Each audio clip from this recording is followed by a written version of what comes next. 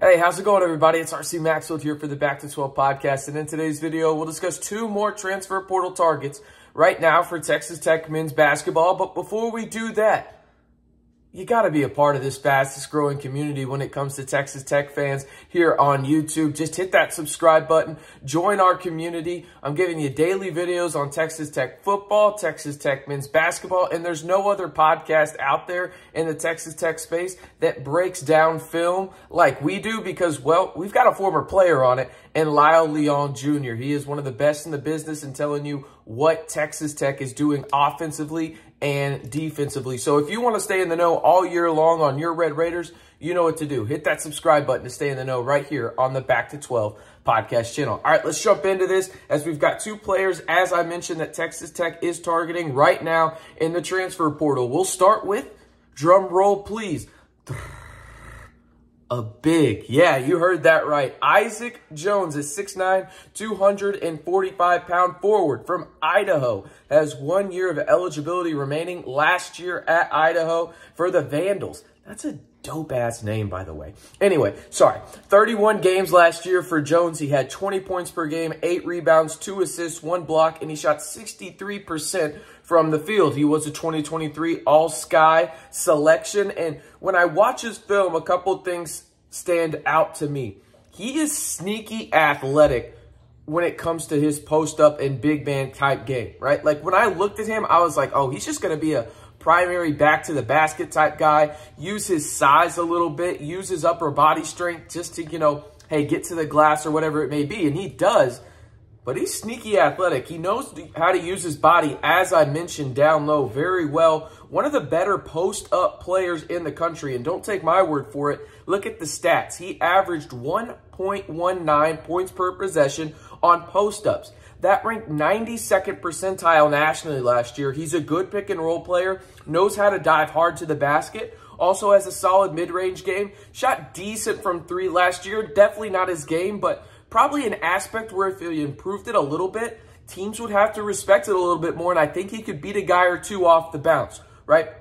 When you look at what he does in the pick and roll as the roll or pop man, he averages 1.23 points per possession, which ranks 72nd percentile nationally last year. He's relentless on the glass, and he is effective when it comes to putting the ball back in on putbacks. He averaged 1.56 points per possession on putbacks. That ranked 93rd percentile nationally last year, okay? And yeah, he's a solid ISO player, better facing up in the mid-range and better with the back to the basket on the block. I think we can all expect that from a 6'9" guy, but he's a solid cutter as well off the ball. He really understands space well for a big man of his size. Again, 6'9", 245, he is a big man, and when I look at this, it's one of those guys where I'd be really intrigued to see how things work defensively, scheme-wise, because I think he can be the tallest guy on the floor for you at 6'9", and he can be a guy that really impacts at the rim for the Red Raiders if he was indeed to come to the 806. I also think offensively, he's an underrated passer. When watching his game, I noticed that he was getting doubled quite often, and when you have numbers like that, again, 28, 3, 2-1 or whatever it was. Yeah, 2-1, there it is. With 63% field goal percentage, right? He's a guy to me that passing was an underrated part of his game because he was getting doubled constantly.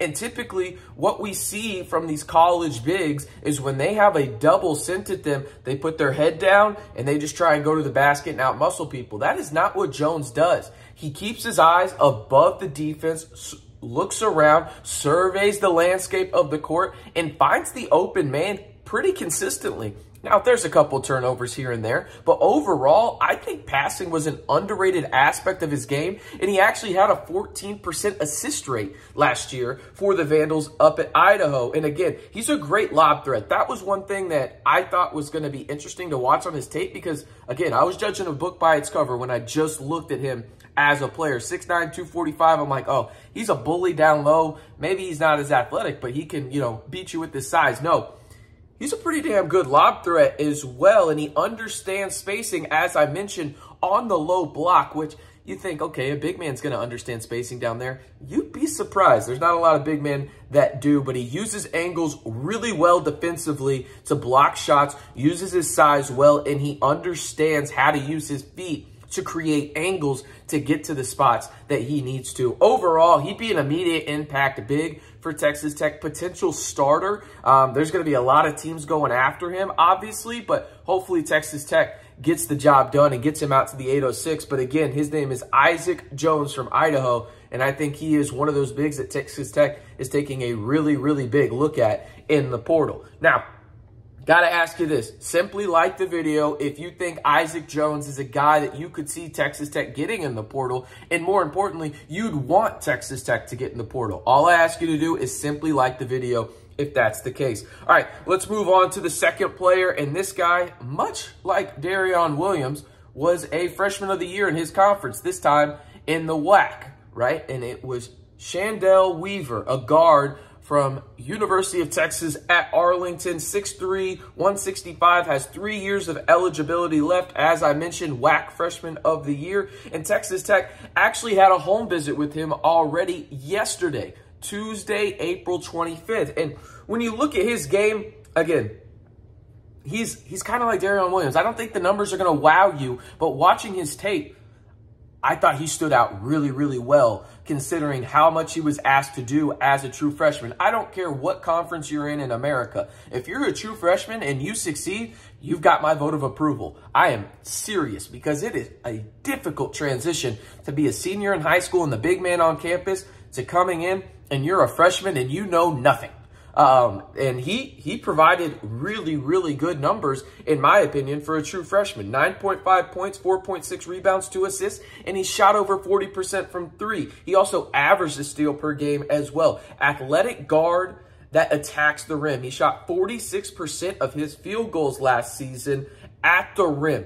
And that's something that we need to know, because, again, he's a guy that's a really good cutter, but you have to respect him when it comes to out on the arc as well, because he shot 42.2% from the field and 3 last year. And again, really good catch and shoot guy, as I just mentioned. His hands are always ready off of a screen to shoot. That was something that really stood out to me about his game and watching the tape. And we talk about Kevin O'Banner in terms of how lethal he was from the right corner. Remember, he's one of the best shooters of all time from that specific spot in college basketball. Well, Weaver's got a spot too, and it's the left corner, and he shot 59% from 3 last year in the left corner. He's a guy that I think is super interesting, and you notice what Texas Tech is targeting in the portal when it comes to guards and guys they want to keep on their roster as well.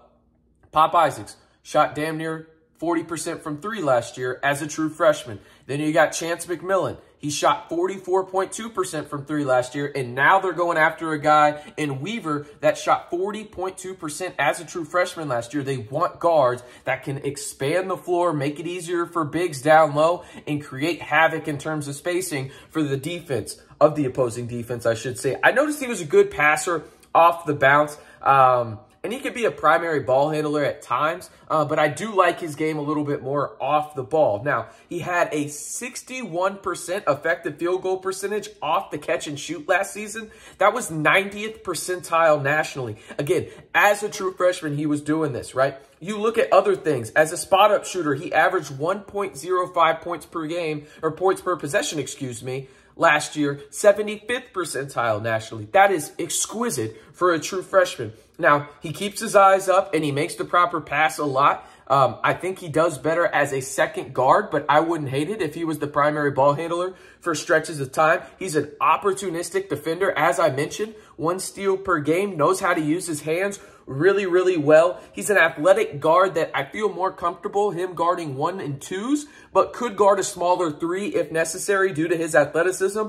But I like his potential as a primary off-the-ball guard that, hey, sometimes if you need an extra primary ball handler on the floor, he can do just that. So I actually really like these two guys in Isaac Jones from Idaho and then Chendall Weaver, a guard from UTA. I like both of these guys, and it really fits what Grant McCasland and crew were targeting in the portal. I do love that about Grant McCasland and crew. They know what they want in the portal, and they are attacking it. And they want guards that shoot at a high rate off the catch and shoot and can be primary ball handlers as well. But you look at the 3 guards or 2 guards that they have locked up right now, and Pop Isaacs as well as Chance McMillan in terms of them playing next year for the Red Raiders. They shoot the ball well. They can be primary ball handlers. They're a little bit more athletic than people give them credit for. And I think Chendall Weaver meets that criteria as well. Let me know down in the comments below, who do you want more? Isaac Jones, Chendall Weaver? I'm pretty sure I know who you're going to say, because a lot of y'all want Texas Tech to add a big. But let me know down in the comments below. And if you haven't already, hit that subscribe button to stay in the know on Texas Tech men's basketball all year long on the fastest growing Texas Tech community on YouTube.